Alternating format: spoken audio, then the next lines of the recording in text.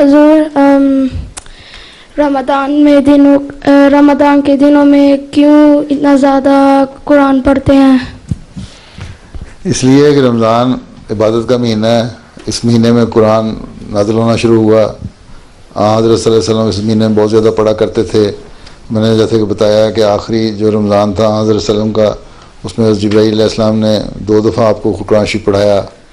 आप रमज़ान में बहुत ज़्यादा कुरान शरीफ पढ़ते थे। जिब्राईल अलैहिस्सलाम हर साल आते थे, जितना कुरान उतरता था पढ़ाते थे।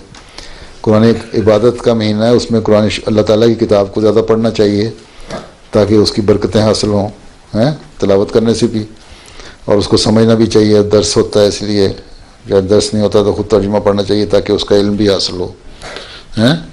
और एक महीना पूरा साल में सिर्फ़ अल्लाह ताला की बातें सुनने और अल्लाह ताला की इबादत करने में गुजार